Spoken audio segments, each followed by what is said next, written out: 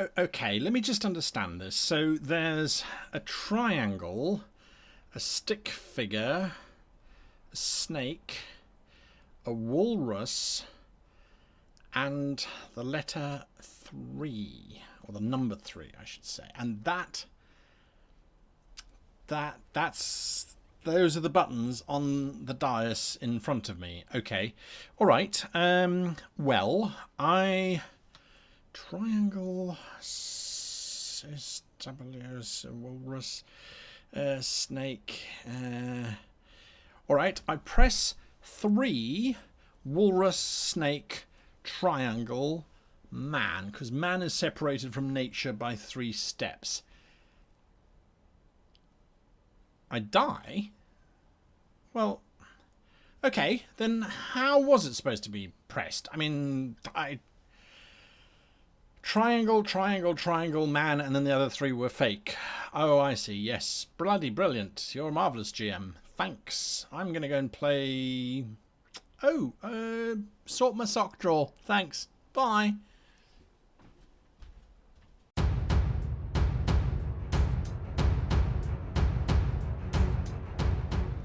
Hello and welcome to today's episode of How to Be a Great GM. My name is Guy, and if you've ever tried to create a puzzle for your party, then you know the pain that one must simply push through in order to perforate the plethora of problems that players seem to pose to us as GMs. I'm not sure where that alliteration came from, it just happened. It's a gift. It's a natural gift, yeah. As a matter of fact, repetition is part of making puzzles ponderously possible. Oh dear, oh dear, oh dear. It gets even worse, doesn't it? When we look at making puzzles for our players, we need to understand how the puzzles work in the first place, how our players are going to try and unpack them, and how we can make sure that our players can actually do something with the puzzle and not become completely frustrated. Now, bearing in mind that puzzles, like riddles, have the same root, if you like, in terms of being slightly metagaming in terms of our role-playing. Most role-playing systems, whether it's Dungeons & Dragons or Star Wars, any one of the iterations that has been before in terms of Star Wars, it doesn't really matter what you're playing. Usually during combat is resolved via dice. So why are puzzles and riddles different? Why do we not just solve them with dice?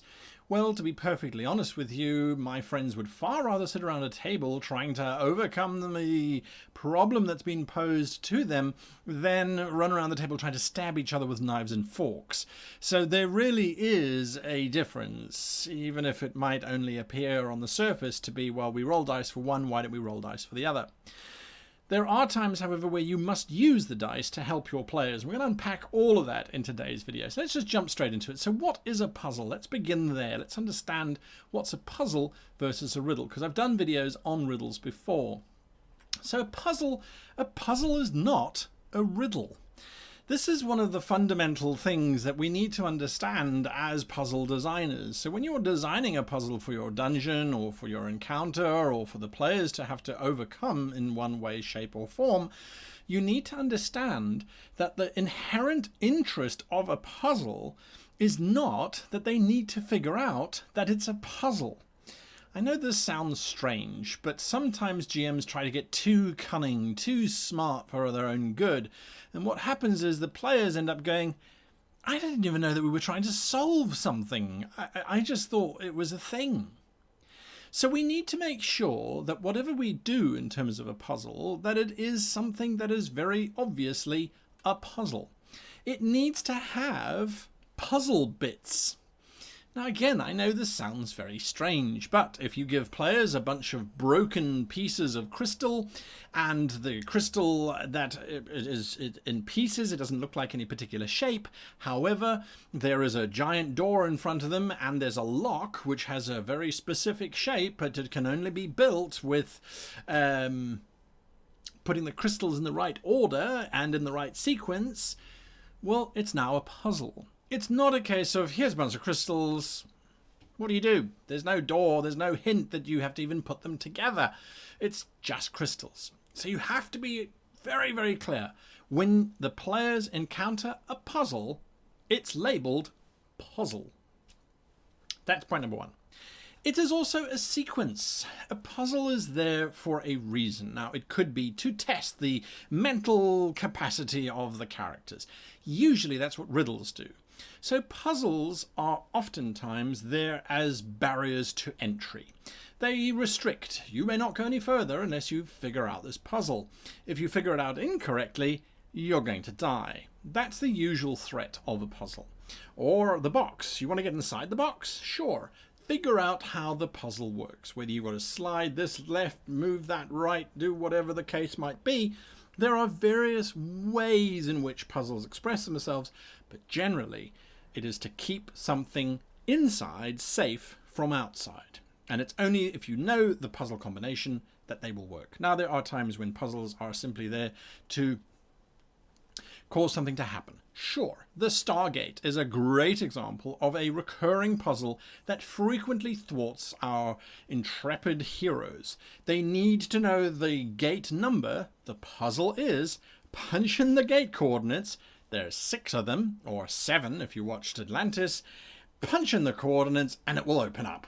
Bingo, you have got access to exit wherever it is that you are trying to get away from or get to. So there is a very specific sequence, and this is the important thing. When you are designing the puzzle, design the sequence. Make sure you know what the sequence is. So frequently puzzles are pictograms. Generally in role-playing, this is the easiest type of puzzle to present to your players. Stickman standing, stickman sitting, stickman crawling, stickman sleeping. And you want to try and get into the chamber beyond, and the chamber beyond has a combination thereof, and somehow in the lore they realize they're going to put in stickman sitting multiple times.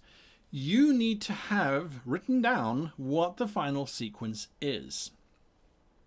That way you can then scramble it around and then work out how you are going to tell the players the solution to your puzzle. Whenever there is a puzzle presented in any shape or form within gaming, whether it's a computer game or whether it's a book, it doesn't matter. The solution has always been given already. Clues, hints, maybe with our stickman riddle puzzle, for example, there have been frequently illustrations of man sitting, but none of man standing. Except at an open doorway where there is man standing on the left and man standing on the right. And on either side of that is man sitting and man sitting. On the door itself, maybe is man sleeping. What that implies is that the sequence would then be man sitting, man standing, man sleeping, man standing, man sitting. Because we've seen it on doors that are open before.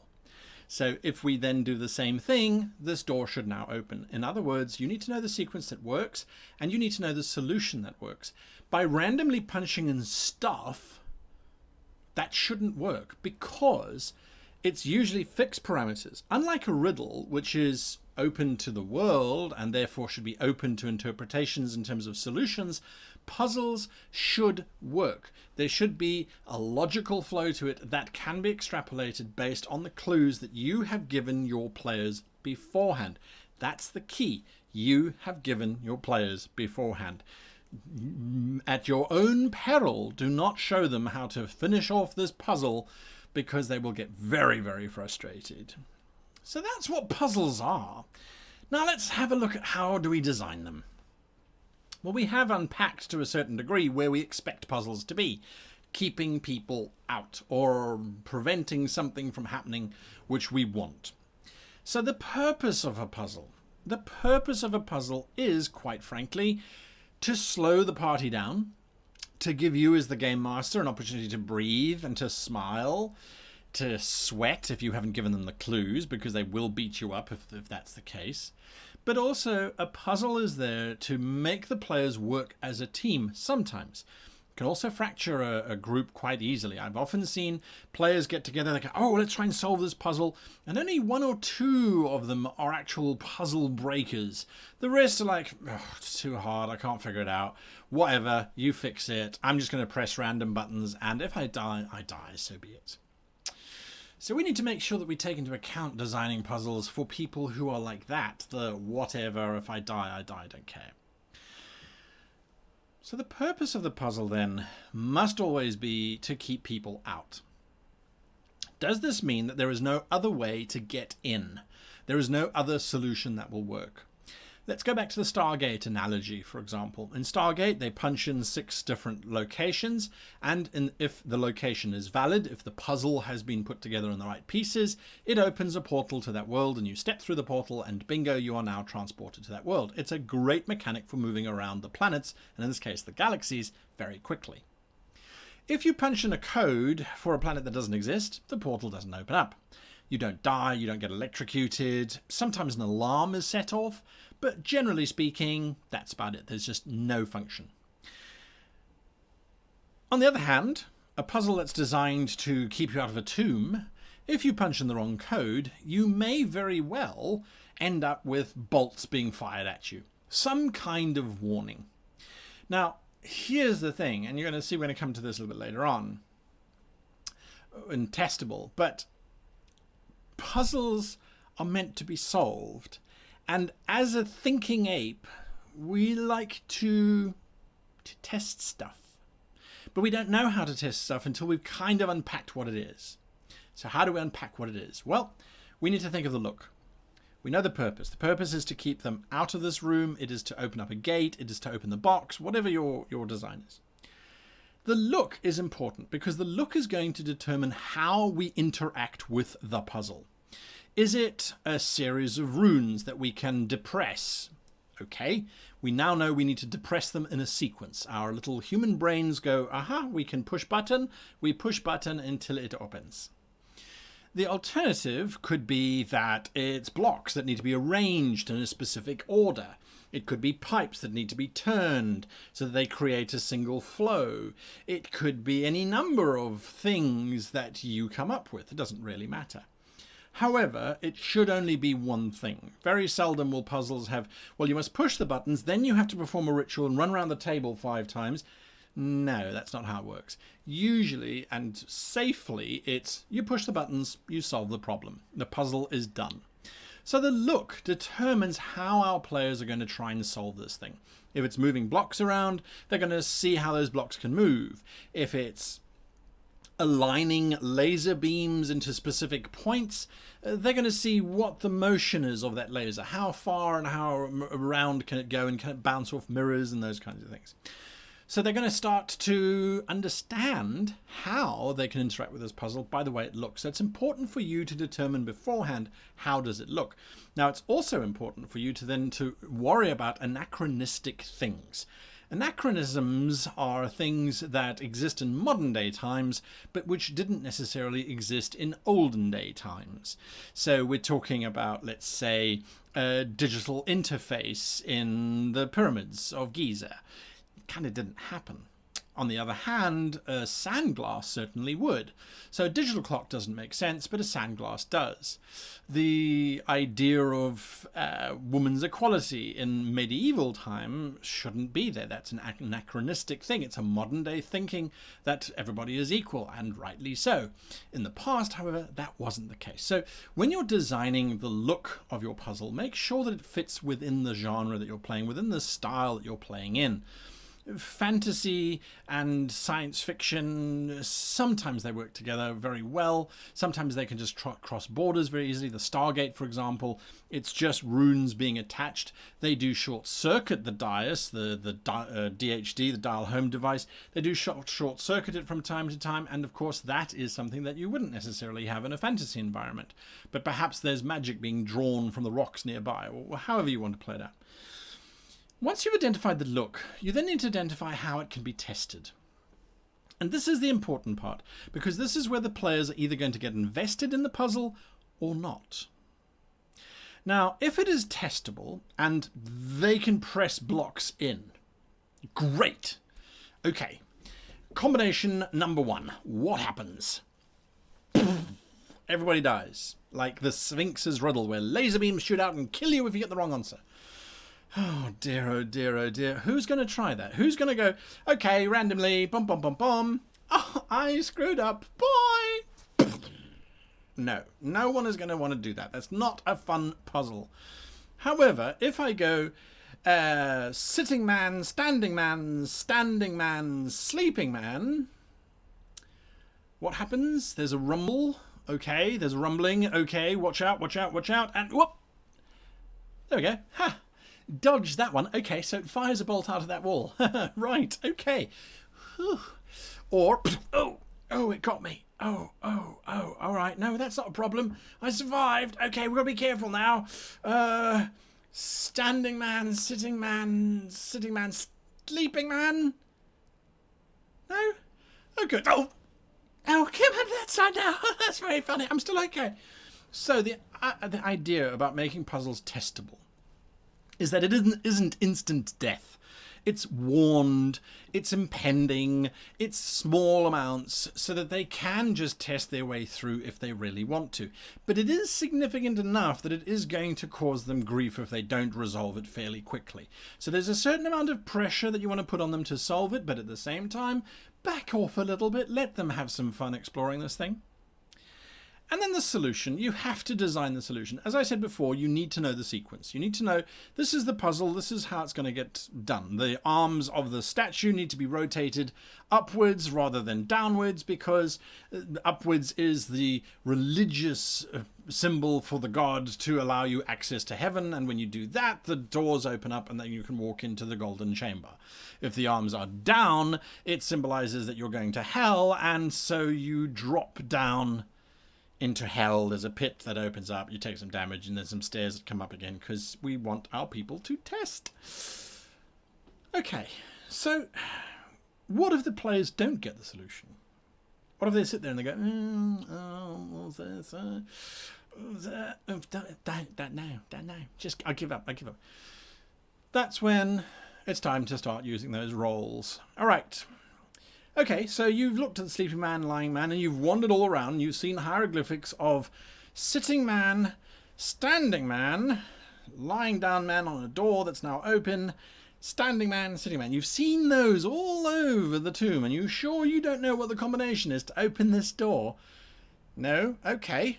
Right, well, someone give me an archaeology check, or an intelligence check, or a this, or a that. Just give me a roll. Okay. Yes, good. You passed with, you passed. Let's just leave it at that. I don't need to talk numbers, really. You roll the dice. You passed. You think that perhaps the combination that's written on that door over there might be the same as the one here. Okay, I put in sitting man, standing man, sleeping man, standing man, sleeping man. You get my point. Sometimes you have to help the players, and don't be afraid to do it by asking for a roll. The dice are there to give us mechanical solutions to these problems, and ultimately that is part of the game. So don't be afraid to use them. How do we then execute this? How do we make it look slick? How do we earn our stripes as great GMs rather than just as GMs? Handouts. Handouts are always a firm favourite. And you go, oh, well, I play online, I can't hand out anything. No, you can. You can make digital handouts. So handouts are really, really useful. They don't have to be beautiful. You don't have to spend weeks hand carving flint so that you have the actual stone dais present for when your players arrive. That would be amazing, absolutely amazing. But you don't have to do that. You can just, before the game, grab a pen or whatever and draw them out roughly as you like. Cut them out. It's going to take you 20 minutes, and then you hand them out. The players are going to go ballistic. They're like, ooh, we got toys and we can move them around and we can do this and we can do that, and let's try this combination, let's try that combination.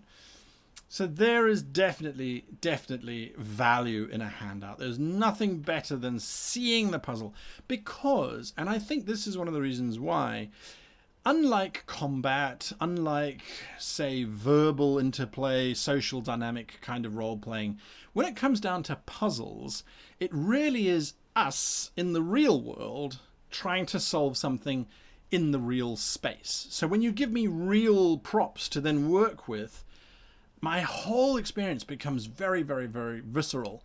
And that is definitely, I think, one of the major benefits of adding in puzzles. Clues. You need to give out clues. Now, there's a debate. How complicated should the puzzle be? Should it be a 12-step logarithmic equation that requires the players to have solved 15 adventures beforehand? No, we're not Dan Brown. We're not writing the Da Vinci Code. We're not doing those kinds of long-form types of riddles and puzzles and combinations thereof. That's too much. It's a role-playing game. We're there to have fun. We should be able to solve them. I usually don't go for a combination of more than 5 things in sequence. I very seldom go with double tapping any one particular thing. So it's not sitting man, standing, sleeping, crawling, whatever. It's put them in the right order. So it's crawling man, then it's standing man, then it's sitting man, then it's lying down man, which is, of course, the cycle of man. You crawl when you're a baby, you stand when you're an adult, you sit down when you're old, and then when you die, you lie flat. It's not sleeping man, it's dead man. Anyway, whatever. It doesn't matter. It could be numbers that represent alphabet. Pick a thing. It shouldn't be particularly complicated. It really shouldn't be, because we want our players to solve it. If there's a space you don't want your players to get access to, don't make it. Just erase it from existence. That room. I don't want them to have access to that room. Well, the room doesn't exist anymore. Solved. Unless you are running some very bizarre mind game with the players where they can find remarkably powerful things if they are remarkably astute, you're in a very small minority. The majority just want to go around and kill stuff and have fun and explore and tell tales of how they solved the puzzle and that opened up a secret door and they found some cool stuff and life is great. That's kind of where we're aiming for. And consequences we've spoken about. The consequences shouldn't be dire. They shouldn't be the end of time. They shouldn't be the end of days. They should be painful reminders that, nope, you screwed up. So the first time they punch it in, the door behind them seals shut. Okay. The second time they punch in the wrong code, little windows or holes in the wall start opening up. Third time, sand starts pouring in through those little holes, filling up the room. Okay, fourth time. Now the door's open and they can exit. It builds a huge amount of tension. It makes it an awfully fun thing. And the players aren't sitting there going, I don't care. I just want to kill things. It's important that we remember that we are here for fun. And so that's my thoughts on how to run puzzles. How do you run puzzles? Do you do them differently? Do you let your players sweat it out? Do you dismiss it with a roll? Maybe you avoid puzzles because you're worried that your puzzles will be too easy to solve, or that the players won't solve them at all. I hope this video has encouraged you to realize that you can make a puzzle on the fly. You don't really have to think about it too much if you bear in mind a few basic principles. Pretty much these. Design it in your head. Okay, they've got to enter in a sequence of coloured numbers or coloured dots, right? As they're walking down, they see green, then they see red, then they see blue, and that's the code: green, red, and blue. It doesn't have to be complicated. Players will enjoy just going, oh, we've got to enter in a code? Green, red, and blue. Where have we seen?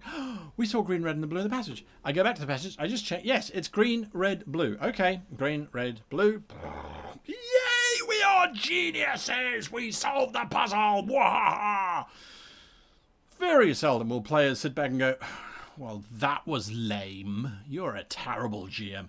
If they do say that, hand them the GM hat and say, you're up next. Good luck. They won't. They really won't. And if they do, perhaps it's time to find a different player. Anyway, that wasn't supposed to be part of the video. Oh, gosh. I'm trying a new technique. I'm standing for these videos now. I have a standing desk to try and alleviate all kinds of problems. Anyway, let me know what you think of the video. What do you think of the new layout, the new look, the new feel? I personally love it. If you're wondering where these gorgeous backgrounds came from, Flowscape is our program of choice. Absolutely love Flowscape. You can pick it up online for $10. It's absolutely amazing. We're creating these super cool, let me get out of the way, These super cool backgrounds. Really, really, really, really enjoy them. And so much fun just making them as well. It's really easy. Until next time, in the doobly-doo down below, why don't you tell me what your favourite puzzle is, was, or what you might be thinking of doing to keep your players engaged in your next game. Until then, however, I wish you and yours the happiest of gaming. Alright, so if I hit the like button, then I hit the subscribe button, then I hit the bell button, what does that do exactly? The like button is just to show that I like the video. Okay, I get that. The subscribe button activates the name of the channel in my search box in the window, so then I get to see when the new video is coming out. Okay, how do I know that? There's a little green light. Okay, perfect. And the bell, what does the bell do? That gives me an alert when new stuff's coming out. Oh, that's a pretty easy puzzle. Actually, it's not even a puzzle. It's just something that you should do.